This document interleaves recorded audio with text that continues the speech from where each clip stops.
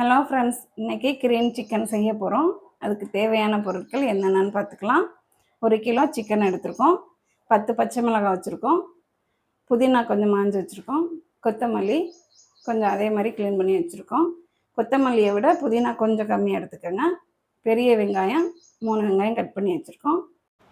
1/2 teaspoon கசகசா, 1 teaspoon ஜீரகத்தூள் எடுத்துக்கோம், 1 teaspoon இஞ்சி பூண்டு பேஸ்ட்டு, 1 கப்பு தயிர் வச்சுருக்கோம்.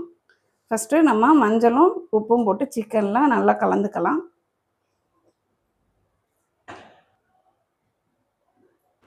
ஒரு டீஸ்பூன் மஞ்சள்தூள் சேர்த்துக்குவோம். தேவையான உப்பு சேர்த்துக்கோங்க. எவ்வளோ தேவையோ அவ்வளோ சேர்த்துக்கலாம் உப்பு.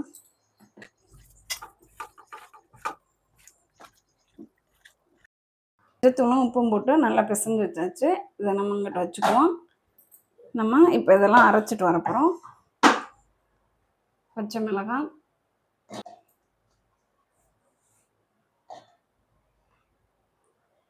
இது எல்லாத்தையும் போட்டு நம்ம அரைச்சி எடுத்துக்கலாம்.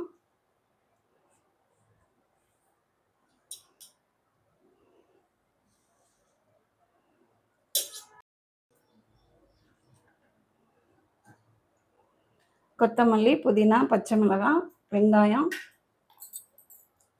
எல்லாத்தையும் நம்ம மிக்ஸி ஜாரில் போட்டுக்கலாம். இந்த கசகசா கூட சேர்த்துக்கலாம். இஞ்சி பூண்டு பேஸ்ட்டும் சேர்த்துக்குவோம்.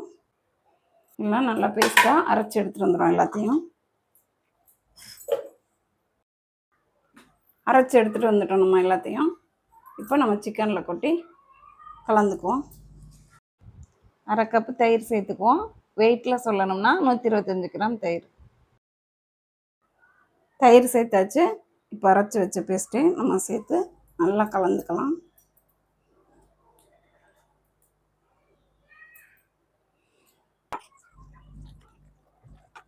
நம்ம காரம் மிளகாத்தூள்லாம் எதுவும் சேர்க்க போகிறதில்ல.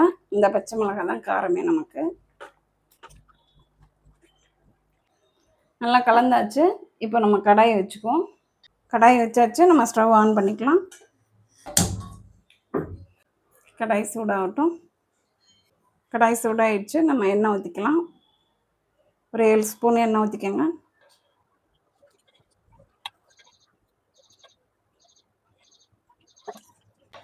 எண்ணெய் நல்லா சூடாகட்டும்.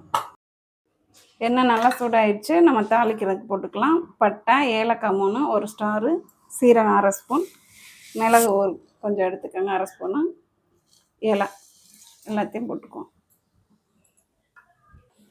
பச்சை மிளகாய் 1 கட் பண்ணி வச்சுருக்கேன், சேர்த்துக்கோங்க. நம்ம மஞ்சத்தூள் 1 டேபிள் ஸ்பூன் சிக்கனில் போட்டு கலந்தோம். இப்போ ஒரு 1/2 டேபிள் ஸ்பூன் மஞ்சத்தூள் இதில் சேர்த்துக்கலாம். 1 டேபிள் ஸ்பூன் ஜீரகத்தூள்,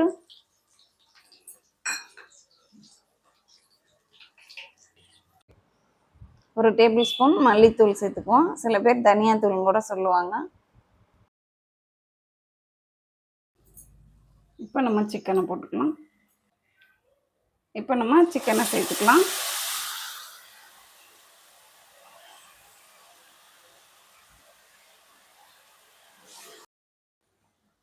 எல்லாத்தையும் நம்ம சிக்கனை போட்டுக்கிட்டோம். நல்லா அப்படி கலந்து விடுவோம்.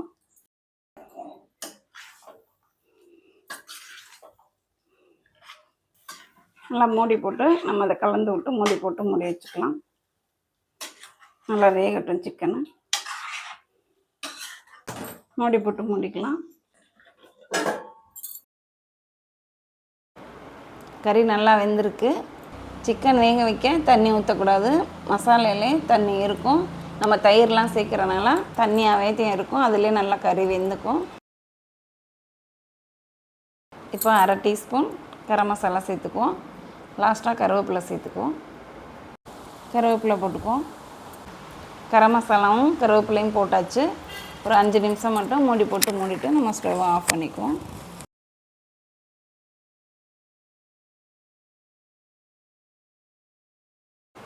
அஞ்சு நிமிஷம் ஆயிடுச்சு. நல்லா வெந்துருச்சு. நம்ம ஸ்டவ்வை ஆஃப் பண்ணிக்குவோம். சப்பாத்தி, பூரி, சாதத்துக்கூட நம்ம பிசைஞ்சு சாப்பிட ரொம்ப நல்லாயிருக்கும்.